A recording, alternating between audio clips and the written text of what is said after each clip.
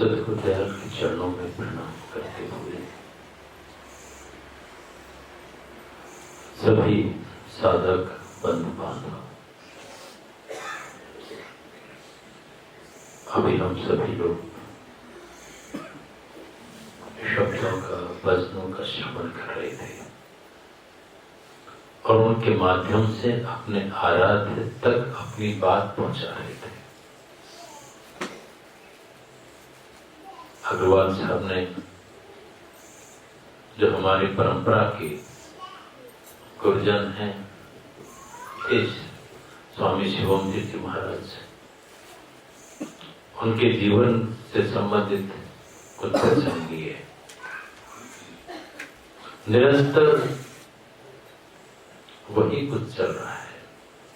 चाहे कोई भी ग्रंथ देख लें, जो वास्तविक अध्यात्म से जुड़ा होता है तो बातों में कोई परिवर्तन नहीं होता है।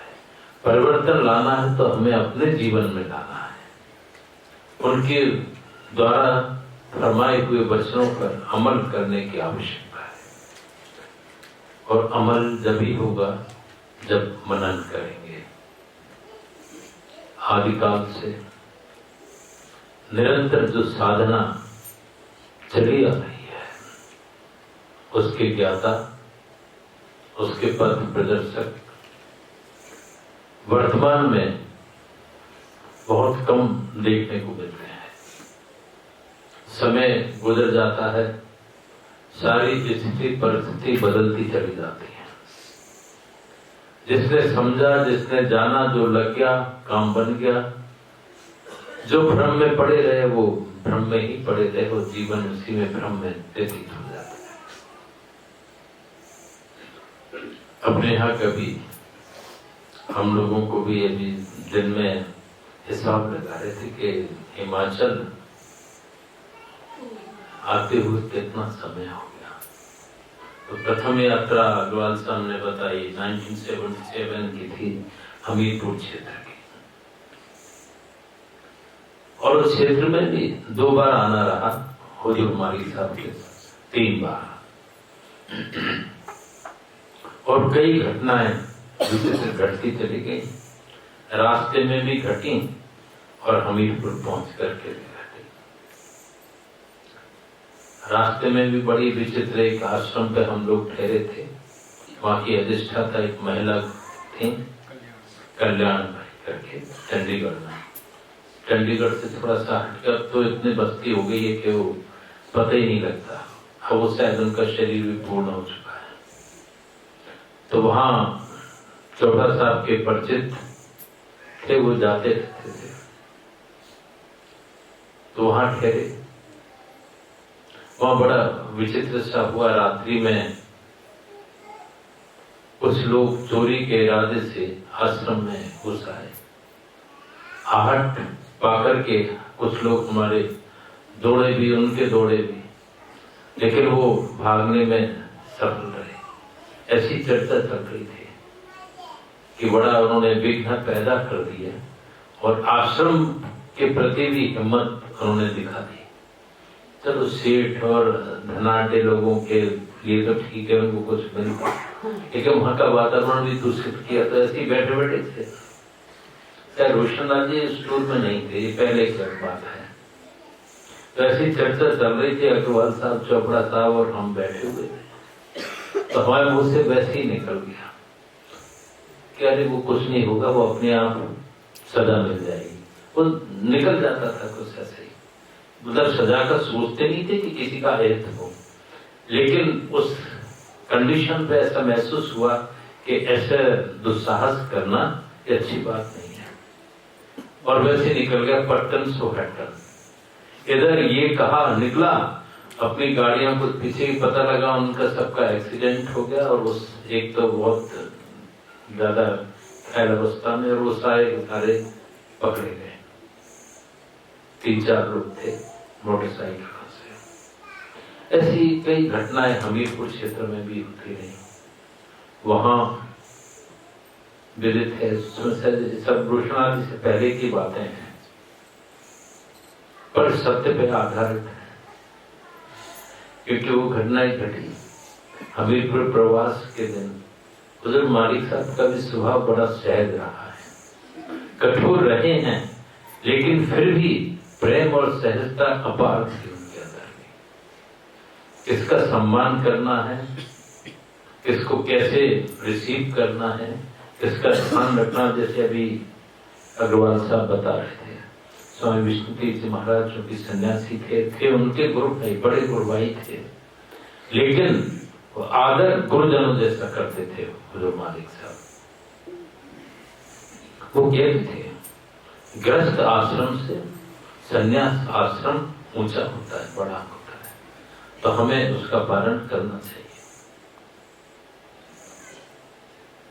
तो वहां पर कोई सन्यासी जी बहुत हट्टे कट्टे, अभी हमीरपुर के भी शायद कुछ लोग होंगे, उनको दिखाना होगा, कहीं वो चले गए शायद। तो प्रकाश जी के घर पर ठहरे हुए थे, उनको पता लगा कि ग्वालियर से कोई आए हुए हैं और यहाँ उनका प्रचार प्रसार हो रहा है, उनके कुछ अनुयायी बनते जा रहे हैं। बड़ी उनको दिक्कत हो रही थी, क्योंकि लोग उनको सिर्फ पुरुष समझते थे और बहुत हट्टे कट्टे थे, चमक थी, हाइट भी 6.5 फुट हो गए, तगड़े भी बहुत थे। हम लोग तो बड़े दुबले थे, हम तो खास करके बहुत ही ज्यादा दुबले थे। तो वो कैसे भी लोगों ने कहा कि वहां पे ऐसे ऐसे, तो उनको लगा कि वहां चलना चाहिए। वो सन्यासी भी प्रकाश जी के निवास पर पहुंचते हैं। किसी ने कहा, बाहर सोफा रखा हुआ था, उनको रिसीव किया। हुजूर मालिक साहब भोजन कक्ष में जब भोजन उनके लिए लगे तो भोजन शुरू हो गया था। सामने एक कक्ष था किचन के पास में, उसमें हम लोग भोजन कर रहे थे। वो सन्यासी जी आए तो उनको रिसीव किया, सोफे पे उन लोगों ने बिठाला, कोई पानी लेके आया, तो मुझे कुछ नहीं पीना, बहुत गुस्सा में। अब क्यों थी नहीं पता, ही उनकी अपनी भावनाएं नहीं होंगी। फिर हुजूर मालिक साहब ने देखा कोई सन्यासी जल्दी भोजन किया और आकर के वो भी वहीं पे सोफे पे बैठ गए। पहले हुजूर मालिक साहब उनके दाईं तरफ बैठ गए थे, फिर उठे और बड़े प्रणाम भी किया उनको हाथ जोड़कर, और फिर उनके बाईं तरफ बैठे। किस सम्मान की दृष्टि से, बुजुर्गों का जो सम्मान होता है उस दृष्टि से हमें उनके बाईं तरफ बैठना चाहिए, चलना चाहिए, फिरना चाहिए, बाएं उनकी तरफ। सम्मान जो बुजुर्ग होते हैं उनको राइट हैंड पे बैठाते हैं। तो हुजूर मालिक साहब ने सोचा सन्यासी हैं, उनके वहां बैठ गए।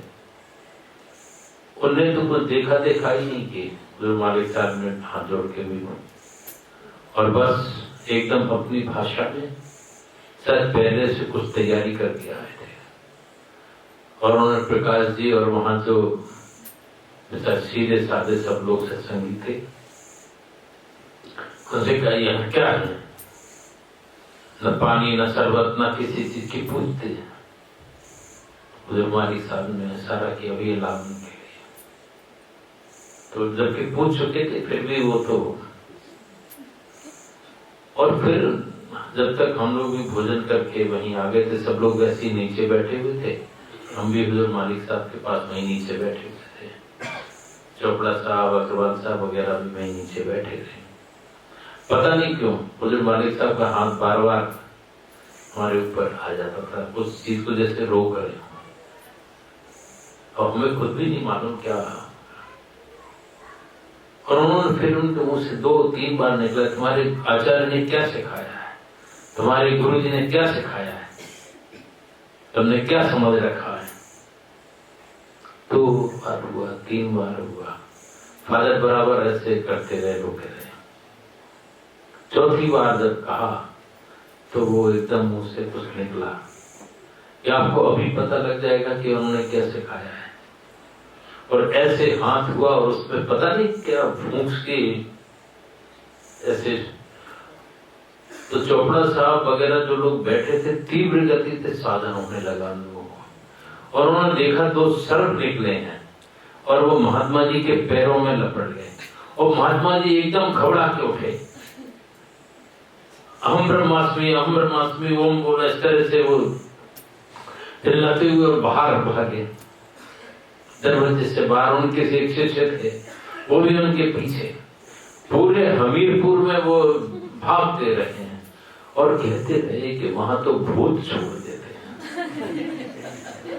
भैया आप ब्रह्मास्मि हो, ब्रह्म हो, ब्रह्म के संकल्प से सृष्टि लय और विलय हो जाती है और भूत अगर छोड़ दिए तो भूतों को नहीं भगा पाए। और ये हालत हुई उस समय कि वो रात को ही हमीरपुर से बाहर कहीं जाकर के ठहरे, 14 किलोमीटर बाहर जाकर के ठहरे और फिर उसके बाद कभी दिखे नहीं हमीरपुर में। लेकिन उनकी दिनचर्या तो लोग बता रहे थे, 80 बादाम सुबह नाश्ते में लेते हैं और जाने कितना दूध और कितना वो सब लेते, शरीर भी लगता था। और हम तो बिल्कुल ऐसे थे। लेकिन ये सब दैवीय शक्ति का अपमान शक्ति सहन नहीं कर पाते। हम लोग उसकी कदर नहीं कर पाते कि जो शक्ति हमारे अंदर कार्य कर रही है। हम भटक रहे हैं, चल रहे हैं, आज भी वो भटकाव हमारे अंदर मौजूद है और हम नहीं समझ पाते कि वास्तविक अध्यात्म क्या है, वास्तविक साधना क्या है और हमको किस तरह से उससे लाभान्वित होने का अवसर मिल सकता है। और जिनको मिला है उनको लग करके उसका आनंद का उनको महसूस होता होगा। अपने यहाँ की सबको विदित है, पर कुछ लोग नए भी हैं कि 2 साधनाओं का जिक्र आता है, एक पूर्व मार्ग और एक पश्चिम मार्ग। हुजूर मालिक साहब के, हमारे सदगुरु की, गुरु जी की साधना प्रथम पूर्व मार्ग की रही, सुरक्षा योग की। और उसके अंतर्गत उन्होंने उनकी एजुकेशन सरदार स्कूल में रही, सिंधिया स्कूल जो आज है। और उस समय उनके जो शिक्षक थे वो हुजूर चाचा जी महाराज स्वामी बाग जो आगरा में है, उनके छोटे भाई स्वामी जी महाराज के थे, उनके शिष्य थे। और उनकी कृपा हुजूर मालिक साहब पे वहीं स्कूल से ही हो गई थी।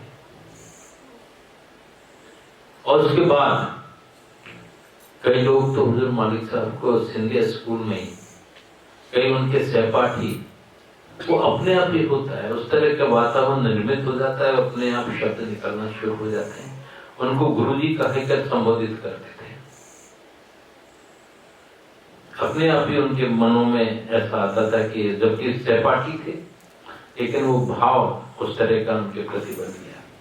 जब बच्चे खेलने जाया करते थे तो वो खेलने में ज्यादा विश्वास नहीं रखते थे। वो वहां पे फॉरेस्ट था, जंगल था, तो जंगल में जाकर के ध्यान में बैठ जाया करते थे। और एक हनुमान जी की प्रतिमा डेली बनाते थे और उसकी आराधना भी करते थे। एक छत था, एक मकान, एक मंजिल बना हुआ था, उस पे जीना नहीं था और वो डेली बनाना, मिट्टी की हनुमान जी की पूजा करना और छत पे फेंक देते थे।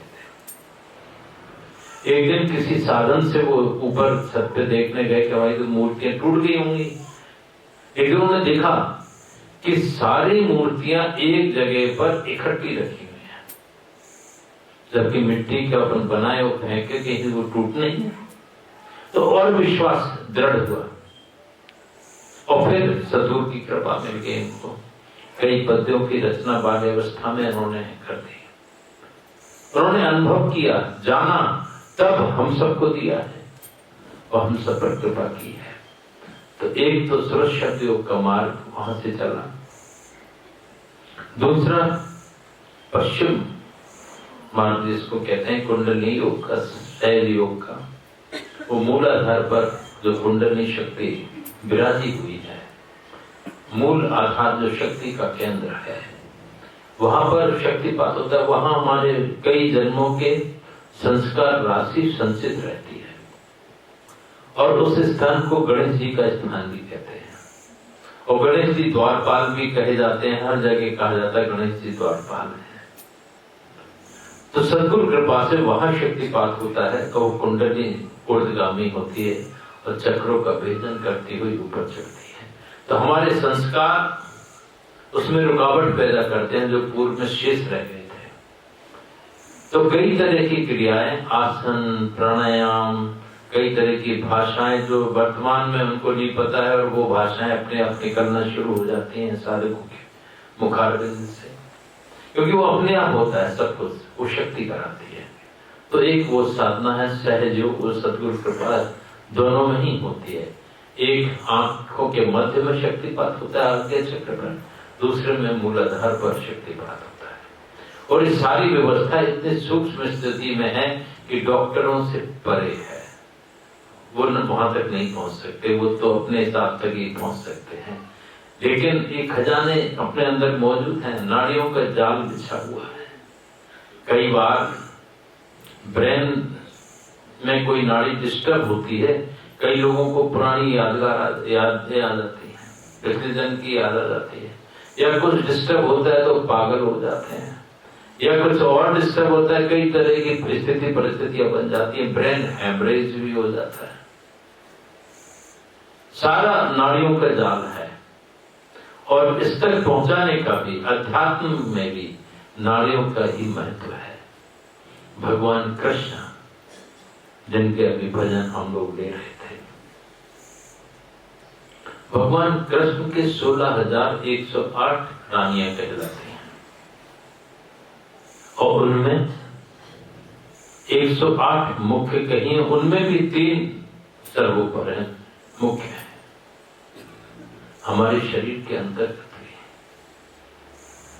उतनी ही नाड़ियां हैं और उनमें भी 3 मुख्य हैं और वो हैं इड़ा, पिंगला और सुषुम्ना, जिनके द्वारा हमें अध्यात्म का ज्ञान होता है, बोध होता है और वास्तविक ब्रह्म के बारे में हम जानते हैं। क्योंकि ब्रह्म कहने की वस्तु नहीं है। सब लोग, कई लोग कहते रहते हैं अहम ब्रह्मास्मि, अहम ब्रह्मास्मि, तुम भी ब्रह्म हम भी ब्रह्म, फिर कोई फर्क ही नहीं है। लेकिन जिसने ब्रह्म को जाना उसने कहा नहीं, वो तो ब्रह्म हुआ तो हुआ, अनुभव किया तो किया। एक ब्रह्म के संकल्प से सृष्टि लय विलय हो जाती है, हमारे संकल्प से एक कीड़ा उत्पन्न नहीं हो पाता। तो कैसे हम ब्रह्म हैं? और जिसने जाना है उसने हजम किया है और उसकी कृपा से कार्य बने हैं।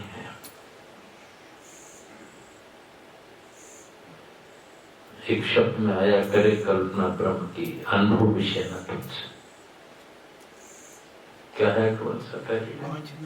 हाँ, बांझ न जाना ही प्रसव दुख। बांझ स्त्री को नहीं पता कि प्रसव की क्या पीड़ा होती है। बांझ न जाना ही प्रसव दुख और कन्या पति का सुख और करें कल्पना ब्रह्म की, अनुभव विषय न तुझ। अनुभव तो किया नहीं और ब्रह्म सब कुछ हो गया। अहम ब्रह्मास्मि का सारा राग चलता रहता है। दुरंदास जी ने कहा है कि अध्यात्म इतना गूढ़ है और उसको गूढ़ रखा जाता है, छिपाया जाता है। अगर हमें कुछ सिद्धि या तो कुछ प्राप्त हो जाए, उसको हजम करने की जरूरत है। हाँ, देव योग से कहीं प्रकट हो जाए वो बात अलग है। जैसे परिवार के सदस्यों पर या खास शिष्यों पर अनायास उसकी कृपा से प्रकट होता है तो उसमें उसको लाभ मिल जाता है। लेकिन अपने मुख से अपनी बढ़ाई, अपनी स्थितियां वर्णन नहीं करना चाहिए। उन्होंने कहा है दुल्हन यह मत गुप्त है। दुल्हनदास जी महाराज बहुत ऊंचे दर्जे के महापुरुष हो गए। दुल्हन यह मत गुप्त है, प्रकट न करो बखान। कह के मत सुनाओ।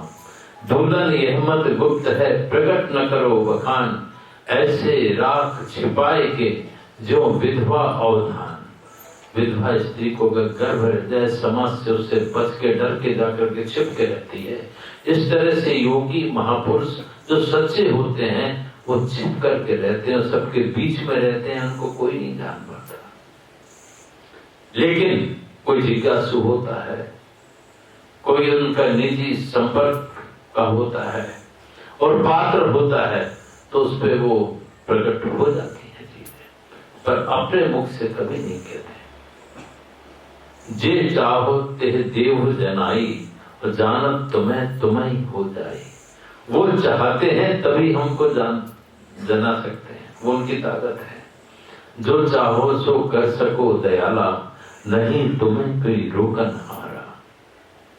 हमें तो अपनी वृत्ति, अपने आप को, जो अध्यात्म से जुड़े हुए हैं।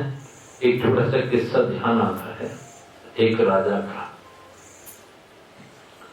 एक बार एक राजा शिकार के लिए निकले, उनका काम ही था, और उनके साथ उनके सेनापति थे, कुछ सैनिक थे।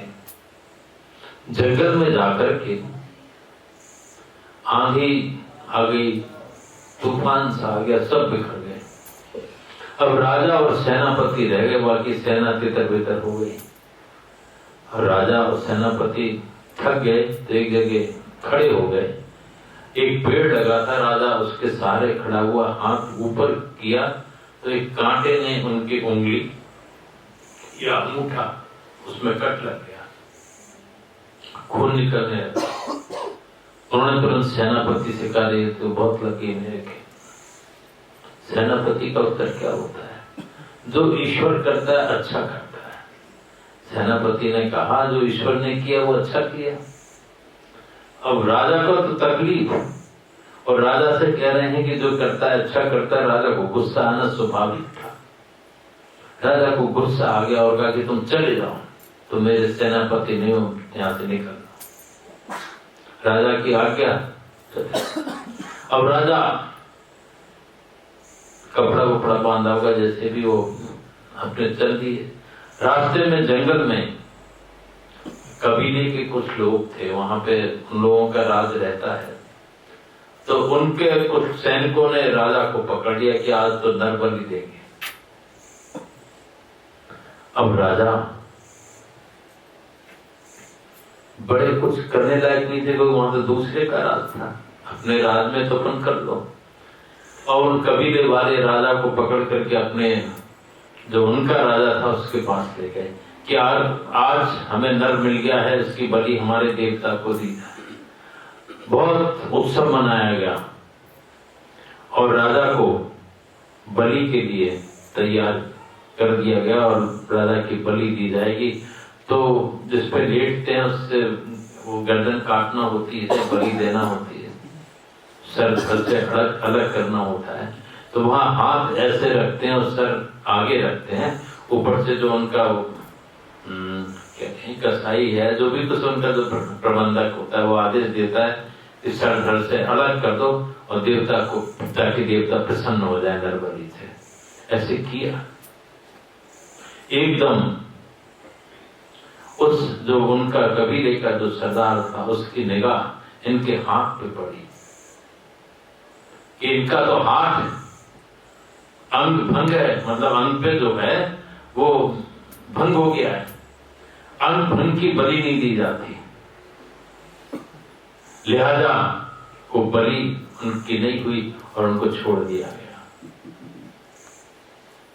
अब उनको ध्यान आया कि वो सेनापति ने कहा था कि जो कुछ होता है अच्छा होता है, पर हम उस समय नहीं समझे। अगर तो सेनापति को फिर खुजवाया, उन्हें सेनापति मिल गया। तो राजा ने कहा कि अच्छा भैया तुम का संभालो। तो सेनापति फिर कहते हैं, और सेनापति को हमने सुनाया कि ऐसी ऐसी घटना घटित हुई और मेरी तो बलि चढ़ गई होती। तो फिर सेनापति ने कहा जो कुछ होता अच्छा होता है, आपने मुझे निकाला वो भी अच्छा हुआ। कि वो कैसे अच्छा हुआ? वो तो बुरा हुआ, क्योंकि वो ऐसे अच्छा हुआ, अगर आपका अंग भंग था तो आप बच जाते, तो मैं आपके साथ होता तो मेरी बलि चढ़ा दी जाती, इसलिए ये अच्छा हुआ। तो जो ईश्वर करता है जो कार्य, वो हमेशा अच्छा होता है। उसके कार्य को अनायास हमको स्वीकारना चाहिए। जो हमारा मन करता है वही दुखदायी होता है, क्योंकि मन इच्छाओं के वशीभूत है, मन अहंकार के वशीभूत है, मन क्रोध के वशीभूत हो जाता है, और उस कारण से हमारा सदैव बिगाड़ होता है और हम अकेले रह जाते हैं, सब साथ छोड़ जाएंगे। ऐसे व्यक्तित्व के साथ में कैसे रहेंगे? तो हमको गुरुजनों के प्रति, सद्गुरु के प्रति अपना श्रद्धा और विश्वास कायम रखना चाहिए। जो साधना सहज में हमें प्राप्त हुई है उसकी कदर समझें और आगे बढ़ें, क्योंकि देश काल और परिस्थितियों के कारण इस साधना में सहजता लाई गई है। नहीं तो परीक्षाएं हुआ करती थी, गुरुकुल की स्थितियां सब अवगत हैं।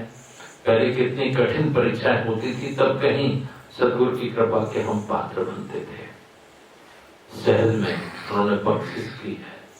और गुरु तत्व, गुरु शरीर नहीं है जिसमें धोखे में हम आ जाते हैं। कई सज्जनों के मुंह से सुना, कई महात्माओं से, साधुओं से मिलना जुलना रहा है, और वो कहते हैं अरे फलाना मंत्री हमारा चेला है, फलाना ये चेला है, वो चेला है। कौन किसका चेला है यही नहीं है, मैं वो होता है। मैं हूं कौन? जब तक मैं है इसका मतलब कुछ है ही नहीं। वो मैं को खत्म करता है, वो हमको जोड़ता है, और जो भी कार्य उसके द्वारा होते हैं वो उसकी रजा से, उसकी कृपा से होते। करने वाला तो वो होता है, उसको हम भूल जाते हैं। जब मैं था तब गुरु नहीं, जब मैं था तब गुरु नहीं, अब गुरु हैं हम नाए, दो हो गए। अब गुरु हैं हम नाए, और प्रेम गली अति सांकरी तामे दो न नमाए। तब तक द्वैत है, भ्रम है, तब तक हम उस तरफ जा ही नहीं सकते। प्रेमी सेवक जो उसकी कृपा के लिए लालायित हैं, जिनके अंदर प्रेम है, प्रेम है, तो उन पे वो कृपावंत होकर की कृपा करते हैं। वो सब कुछ जानते हैं, लेकिन हम धोखे में रहते हैं। कई घटनाएं ऐसी सुनने में आती हैं, चलने में आती हैं। आज हम देखते हैं, कई बार हमें भी जाना पड़ता है कई योग के शिविरों का उद्घाटन करने, लेकिन वो वास्तविकता से अलग है। शारीरिक तक वो सीमित है, शरीर को स्वस्थ रखने तक सीमित है, लेकिन शरीर को स्वस्थ रख के फिर हम क्या करते हैं ये भी देखने की चीज है। हम शरीर के साथ ही बंधन युक्त हो जाते हैं। कई घटनाएं ऐसी भी देखी कुछ जगह कि हमने आसन प्राणायाम सब सीख लिया, समय का बोध नहीं रहा कुछ लोगों को, और प्राणायाम के अंतर्गत प्राणी चले गए। कभी कभी ऐसी भयंकर स्थिति भी पैदा हो जाती है, जो बाहरी योग की बात है, जो हम लोग करते हैं। आजकल बहुत प्रचार प्रसार हो रहा है, वो उन सब चीजों से, अध्यात्म बहुत सूक्ष्म है और इन सब चीजों से अलग है। बाहरी व्यवस्थाएं ठीक है, बाहरी उपचार ठीक है, लेकिन बंधन ठीक नहीं। कहीं तार ओपन हो और टच कर दे तो एकदम झटका लगेगा। उसी प्रकार से हमारे अंदर सब कुछ है, लेकिन सद्गुरु की कृपा के जब हम पात्र बनेंगे तो वास्तविकता से अवगत हो जाएंगे। वास्तविकता में है, सत्य है, और सत्य है तो है, तो उसका प्रयास करें। और जिनको सद्गुरु मिले हैं, मिल गए हैं, वो भाग्यवान हैं। जिनको नहीं मिले हैं वो प्रार्थना करें, अपने पुकार करें। तो हर व्यक्ति के, अपने स्वामी रामकृष्ण परमहंस जी ने एक वादा किया है कि अगर किसी को गुरु की आवश्यकता है तो मेरे से वो सच्चे हृदय से प्रार्थना करें, तो स्वप्न अवस्था में वो स्वरूप वो दर्शन करा देंगे। फिर उनकी खोज करें तो निश्चित तौर पर उनके लिए विरह पैदा करे, तो लौकिक जगत में या तो वही उसके पास आ जाएंगे या वो वहां उसके पास पहुंच जाएगा। और अपने सानिध्य में ले लेगा और उसको कृपा मिल जाएगी। महापुरुषों के वाक्य हमेशा सत्य पे आधारित होते हैं और यही कारण होते हैं कि वो पूर्ण होते हैं। यहाँ चूंकि हमको भी कई वर्ष हो गए आते आते, 40 वर्ष के करीब हो गए, 40 से भी ऊपर निकल गए हैं, 42 वर्ष हो गए हैं हिमाचल आते आते। बस यही है कि वास्तविकता से जुड़े और जो खजाना जो सद्गुरु कृपा से हम सबको मिला है, ये इन सब बाहरी चीजों से बहुत हटके है। जितना भी विस्तार हो जाए उतना कम है और सारा विस्तार यहीं के यहीं रहना है। तो उन चीजों से अटैचमेंट ना हो, अटैचमेंट हो उस मालिक से हो, सद्गुरु से है, सद्गुरु के आज्ञा से हो। उन्होंने जो बख्शिश में नाम दिया है उसका स्मरण करें और अपने जीवन हमारा सफल हो सके, सार्थक हो सके, उसका प्रयत्न करें। क्योंकि नर्सरी बार बार नहीं मिलता है। देवता भी इसके लिए तरसते हैं क्योंकि मोक्ष का मार्ग इसी शरीर से तय होता है। उनको स्वर्ग भोगने के बाद फिर इसी शरीर में अगर आते हैं तभी वो मिल पाता है सच्चा मार्ग। तो हमको तो देवियों से कैसे भी अपन कैसे भटक के आए होंगे, किन पुण्यों का उदय हुआ कि हमको ये नरदेही मिली है 84 लाख योनियों के अंतर्गत। तो इसकी सार्थकता समझें और सच्चे सद्गुरु के लिए प्रार्थना करें और उनकी कृपा पात्र बने ताकि हमारा जीवन सफल हो सके। निरंतर हर वर्ष हर वर्ष आना रहा है यहाँ, मतलब आसपास कहीं हमीरपुर, कहीं कुल्लू, मनाली और सब जगह ही जाना था। ऊंचाइयों से बड़ा डर लगता है, नीचे क्षेत्र के रहने वाले प्लेन क्षेत्र है और यहाँ तो चढ़ाई है लगता है कि। और एक बार तो वहां भी ले गए हमारे जोगेंद्र भैया, पारासर झील। पहली बार हम लोगों की गाड़ियां गई और हम खुद ही ड्राइव कर रहे थे। 14,500 फीट ऊपर है शायद। वो फॉरेस्ट की रास्ता थी कच्ची, उसमें कई बार रिवर्स करते थे और यू टर्न बहुत थे उसमें। और हमारे साथ 2 सन्यासी जी थे, तो एक सन्यासी तो अपने शरीर से बहुत मोह रहता था उनका, तो गाड़ी में से उतर के भागते थे, पैदल चलूंगा घबरा जाते थे, ऊंचाई देख करके नीचे झाँक रहे, ये पता नहीं गाड़ी क्या हो जाए। तो हमने उनसे फिर बाद में भी तो खैर वो चलते रहे, भागते रहे। हमने कहा आपने सब कुछ छोड़ा, सब कुछ छोड़ करके संन्यास लिया, आगे पीछे कोई नहीं है, ना बाल बच्चे, ना पत्नी, ना कुछ। और आपको शरीर से इतना मोह कि मेरा शरीर कहीं नहीं चला जाए तो उससे बच गया। हम लोग तो घर गृहस्थी वाले हैं तो भी नहीं उस तरह चल रहे हैं। त्याग आपसे तो अच्छा, हम लोगों का त्याग ज्यादा अच्छा है।